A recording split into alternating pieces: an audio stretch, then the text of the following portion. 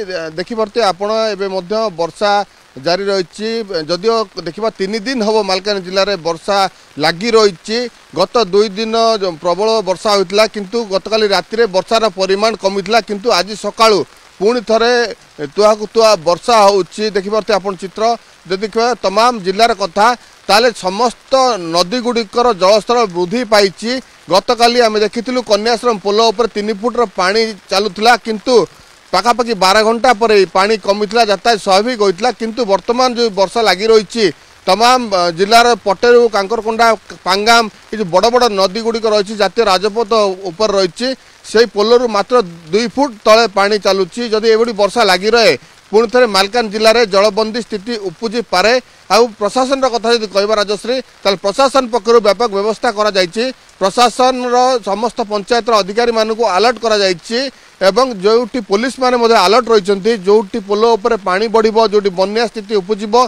सेठी लोक जावाई बारण करने पुलिस अधिकारी मानक कह जाने जगी रही सहित प्रशासनिक अधिकारी माने पंचायत अलर्ट अच्छा सहित आवश्यक स्थले नदीकूलिया अंचल को लोक स्थानांतरित किंतु वर्षा जेहेतु लगी रही बन्या स्थिति उपजी पारे तेणु प्रशासन अलर्ट रही समस्त नदी जलस्तर वृद्धि पाई केवल आम देखी गतकाली कांकरकोंडा और कन्याश्रम पोल उपर पानी चलुला किंतु वर्तमान वर्षा जो काली कमी यातायात स्वाभाविक होती वर्षा लगी रही राजश्री निश्चित भाव में मालकानगिरी जिले में बन्यार परिस्थिति उपजी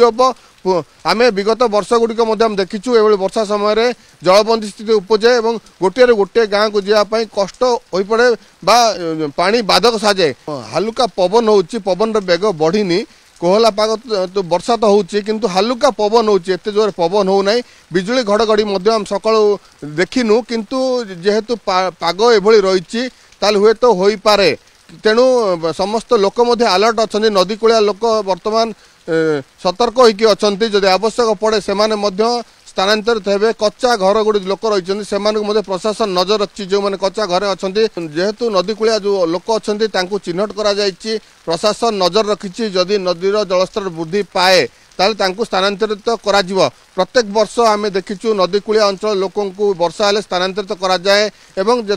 जलस्तर कमे बा पानी कमे तापर तांकु नहीं घर छड़ा जाए एथर मध्य प्रशासन अलर्ट रही नदीर जलस्तर उपर प्रशासन नजर रखी जदि नदीर जलस्तर धीरे धीरे वृद्धि पाए ताहले तांकु स्थानांतरित करा प्रशासन जो पंचायत अधिकारी मान रही से गतिविधि उपर जो लोक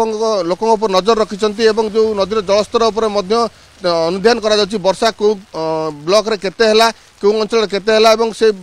अनुसार से माने नजर रखिंट पहाड़िया पानी आसीबो एवं नदीर जलस्तर वृद्धि पाइबो एवं स्थानांतरित करा तेणु प्रशासन तमाम दिग उपर नजर रखी क्यों ब्लॉक रे केते वर्षा हला एवं से अनुसार क्यों नदीर जलस्तर वृद्धि पाइबो ता उपर प्रशासन नजर रखी स्थिति को अनुध्यान करुच्ची।